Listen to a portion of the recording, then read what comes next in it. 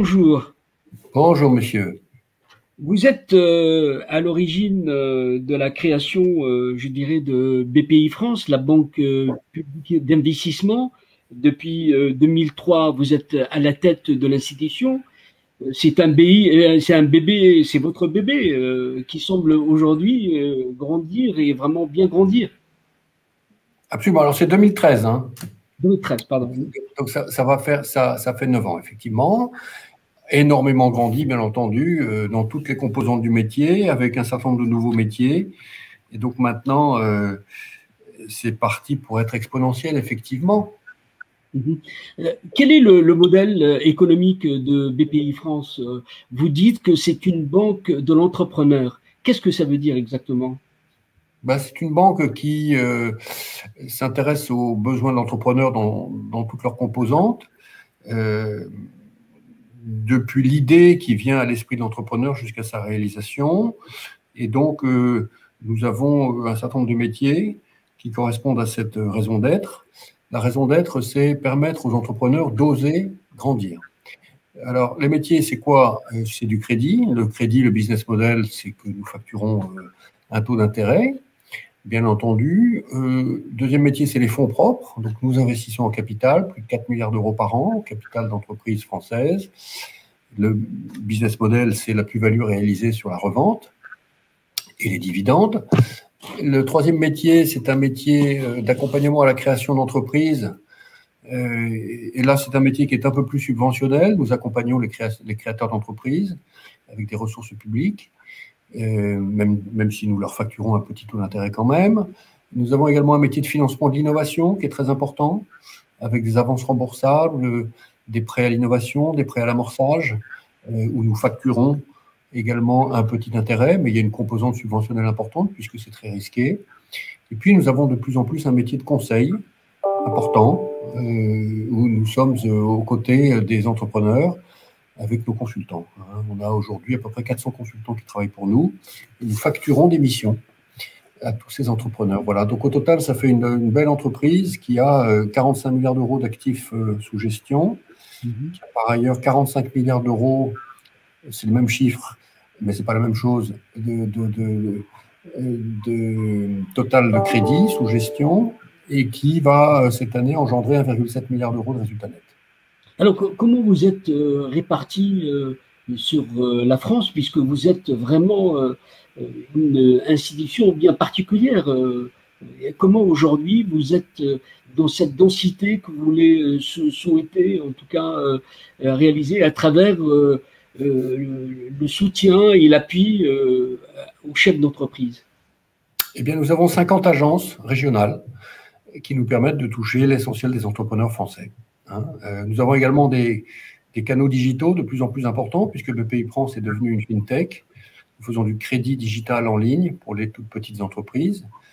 Et nous sommes par ailleurs extraordinairement présents en région au travers de nos actions de communication physique qui prennent la forme de tours de France multiples et variés, consacrés à l'industrie, consacrés aux industries culturelles, consacrés à l'innovation, consacrés à la recherche, etc. Donc, on est une banque tout à fait nomade, une banque un peu caravane, avec ses camions qui sillonnent la France sans cesse à la rencontre des gens.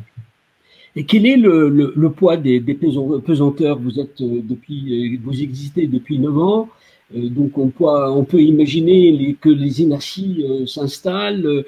Comment aujourd'hui luttez-vous contre ces cellulites, en quelque sorte, c'est-à-dire que le poids de l'accumulation, et comment restez-vous agile, rapide, dans la proximité? Comment vous maintenez tout cela? Ça, c'est l'art du management. C'est aussi la décision que j'ai prise de ne pas devenir une grosse organisation. Donc, nous ne sommes pas une très grosse organisation. Nous sommes aujourd'hui 3500 salariés pour faire tout ce que je viens de vous indiquer. On déclenche des effets multiplicateurs. On travaille sans cesse avec des partenaires. On n'est jamais seul. Et on n'a absolument pas l'intention de s'intégrer verticalement pour devenir une organisation de plus de 10 000 salariés. Donc, on est 3500 salariés, c'est une très très bonne taille, et ça permet d'avoir une réactivité considérable, comme on a pu le montrer quand il s'est agi de lancer le plan d'urgence Covid, le jour même de l'annonce du confinement par le président de la République en avril 2020. On sait que l'univers bancaire est très varié, mais qu'est-ce qui, vous l'avez expliqué en partie, qu'est-ce qui vous différencie des autres et donne cette force pour les chefs d'entreprise? Alors, beaucoup de choses nous différencient de l'univers bancaire classique. La principale différenciation, j'ai envie de vous dire, c'est que nous avons une activité de fonds propres très importante, que les grandes banques n'ont plus. Elles ont une activité de fonds propres, mais en proportion de ce qu'elles font en crédit, c'est beaucoup, beaucoup plus faible. Nous avons également une activité de financement de l'innovation qui nous est réservée, puisque nous sommes l'opérateur de l'État et de l'Europe pour le financement de l'innovation en France. Et ça, c'est une activité qu'elles n'ont pas et que nous avons. Nous avons également des missions d'intérêt général, de développement de la création d'entreprises, par exemple, Oui. dans les quartiers de la politique de la ville. Nous avons également un métier qui est le métier de la garantie publique à l'export, qui s'appelait la COFAS avant. Oui. Ça aussi, ça nous est tout à fait spécifique. Et au-delà de tout ça, j'ai envie de dire ce qui est tout à fait singulière, où nous accompagnons l'entrepreneur 360 degrés dans ses préoccupations, un peu comme un médecin de campagne, très proche, avec une grande permanence de nos collaborateurs sur le terrain, qui travaillent avec les mêmes entrepreneurs pendant des années, hein, et qui sont en grande proximité. Alors, je ne dis pas qu'on se donne une obligation de résultat à tous les coups, mais enfin, on essaye au maximum de trouver les solutions pour accomplir les besoins de notre client. Vous êtes formé en tant que HEC, c'est-à-dire que vous n'êtes pas banquier. Vous avez appris complètement, ou plutôt adapté votre univers à votre univers de votre formation. C'est-à-dire que vous avez des slogans, je dirais, même des viatiques liés à cet univers. C'est-à-dire que vous faites, vous le dites vous-même, la fête est comme un élément substantiel de votre institution. Vous faites tout dans une sorte de bonheur. C'est lié plutôt à cet esprit du management? Oui, c'est-à-dire que on pense que on doit travailler sur le désir de voir grand chez les entrepreneurs. Hein, c'est difficile, n'est-ce pas, d'être entrepreneur et de construire pas à pas des entreprises de plus en plus importantes. Il faut avoir une énergie considérable. Et donc, nous pensons que l'un de nos rôles, l'une de nos missions, c'est précisément de produire cette énergie. Une énergie considérable que nous donnons, que nous transmettons, un peu comme une accolade permanente aux entrepreneurs pour les encourager à aller toujours plus loin. C'est-à-dire qu'aujourd'hui, les outils qui font partie un peu de votre écosystème, le private equity, les fonds d'investissement, comment tout ce système s'articule avec vous? Vous êtes un entrepreneur, vous avez évidemment vos projets, vos besoins. Vous allez voir votre chargé d'affaires BPI-France dans votre agence, à Paris ou en région. Vous avez un dialogue business. Vous échangez, on essaie d'orchestrer une solution dans laquelle il va y avoir un bout de crédit, un bout de fonds propres, un bout de conseil, dans laquelle il va y avoir du financement d'innovation, hein, peut-être du financement de l'exportation aussi. Voilà, on tricote des solutions qui sont des solutions absolument sur mesure pour chacun des entrepreneurs qui viennent nous voir. Dès le début, vous avez intégré la dimension ouverture vers l'extérieur, notamment vers l'Afrique. Vous l'avez intégré même dans la dernière partie de l'année 2013. Oui. Qui aujourd'hui explique et comment jugez-vous cette expérience vers l'Afrique, justement? On a beaucoup avancé sur l'Afrique depuis des années maintenant, hein, puisqu'on finance des fonds de private equity africains qui eux-mêmes ont investi dans à peu près 150 entreprises.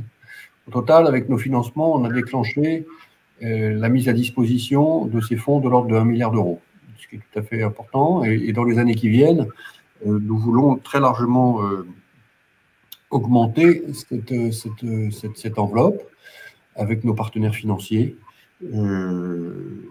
que nous sommes allés chercher dans le monde entier, au profit de l'Afrique. Ça, c'est l'activité private equity. On a une activité de financement de l'export des PME françaises vers l'Afrique, qui est également très importante, qui représente à peu près 300 millions de crédits export par an. On a une activité de financement également des entreprises exportatrices, avec des prêts qui financent toute la dimension immatérielle de l'export, plusieurs centaines de millions d'euros par an. Et donc, au total, nous avons, je pense, une belle boîte à outils. Mais au-delà de ça, nous pensons que le modèle de la banque d'entrepreneurs est un bon modèle pour les pays africains.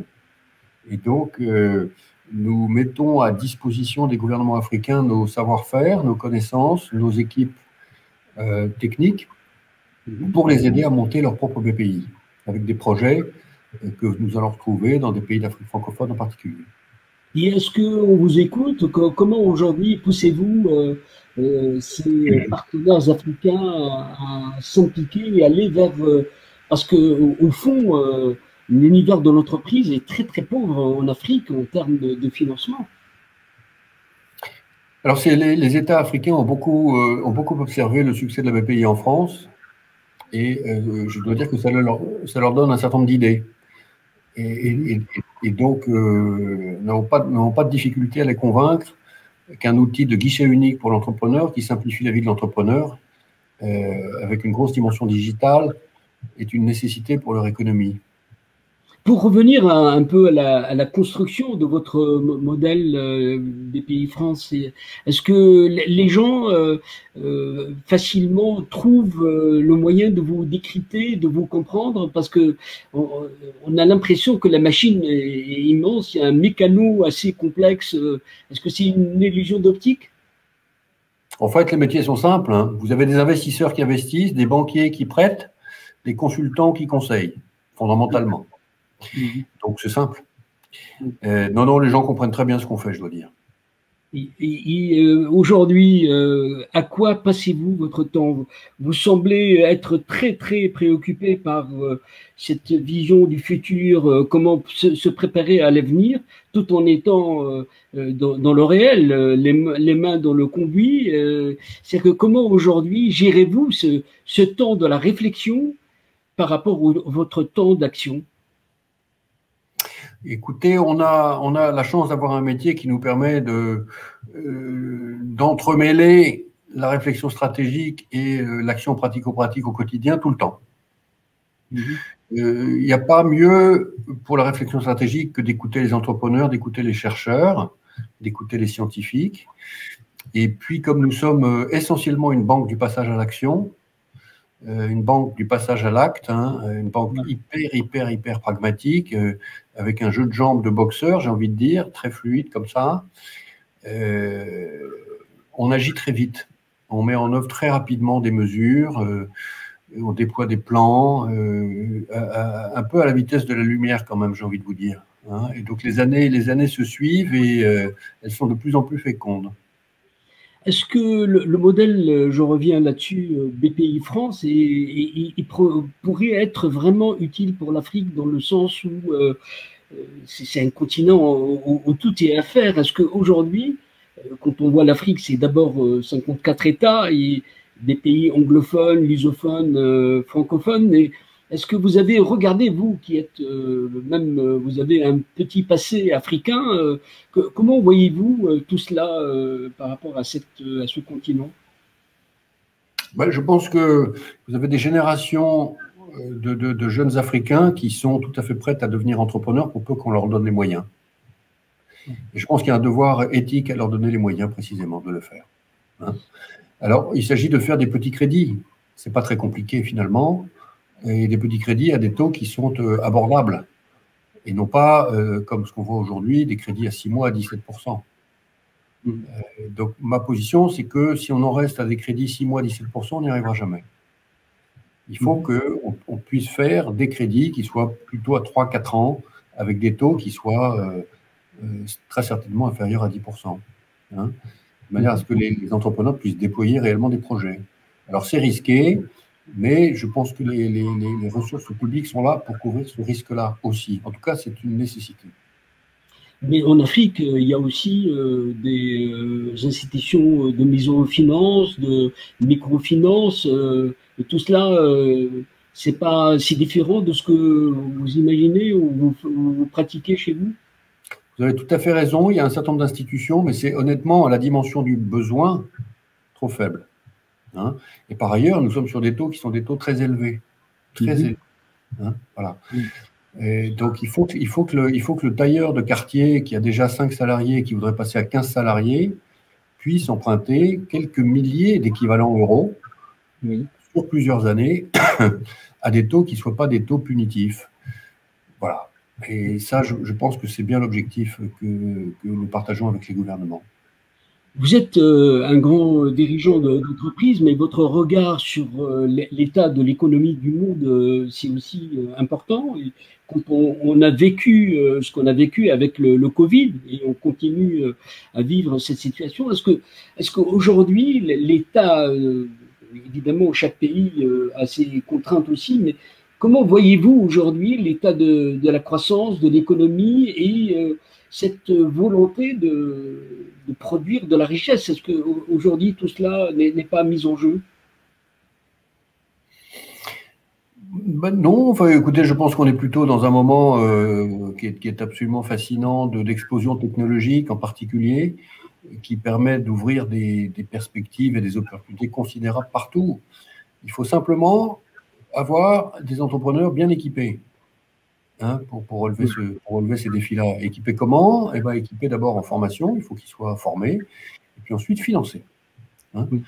Voilà. Donc il faut aller capter cette ressource d'énergie humaine énorme qu'on voit apparaître partout, dans tous les pays, avec des nouvelles générations qui sont totalement digitales, pleines de projets, pleines d'idées. On peut pas se permettre de ne pas leur donner les moyens de s'accomplir. Mais il n'y a pas un effet de mode à propos du digital. Quel est le taux de déperdition possible? Parce que il y a beaucoup d'effets de mode dans ce domaine, mais est-ce que c'est vraiment la réalité? Il y a quantité de services digitaux qui sont en train d'apparaître et qui vont continuer d'apparaître, et qui constituent des possibilités d'entreprise importantes. Alors certaines échoueront, bien entendu, hein, mais le taux d'échec, vous savez, d'abord il faut le financer, ça c'est le rôle des États, hein, mais il ne sera pas si considérable que ça, hein, et donc il est tout à fait à portée de main. Comment aujourd'hui regardez-vous vous avez une appréciation puisque vous avez un regard toujours sur le continent africain, le rapport entre la France et ce continent à travers notre issue économique et les projets, les chantiers à mener ensemble. Comment voyez-vous cette dimension? Ouais, je pense que des choses sont en train d'avancer dans la bonne direction. Je suis inquiet de voir un certain nombre de pays dont le PIB par tête n'a pas bougé depuis 20 ans, hein, Oui. À cause de la croissance démographique en particulier. Je pense qu'il faut des mesures extrêmement résolues pour relever les défis. Et la construction de banques d'investissement pour entrepreneurs fait partie de ce catalogue de mesures fondamentales nécessaires à brève échéance. On n'a pas énormément de temps. Et comment l'année 2022 va être pour vos projets africains? Bah, l'année 2022, on va continuer de faire ce que je vous ai dit, c'est-à-dire du crédit direct aux PME, du crédit aux acheteurs des PME, qu'on appelle le crédit export. On va faire de la garantie. On va continuer de financer le private equity africain et on va continuer de conseiller les 3 États africains avec lesquels on travaille en ce moment sur la création de leur BPI. Nicolas Dufourcq, je rappelle que vous êtes le directeur général de BPI France. Je vous remercie d'avoir été avec nous et d'avoir expliqué de l'intérieur le travail de cette institution. Merci. Merci beaucoup, M. Benaïch.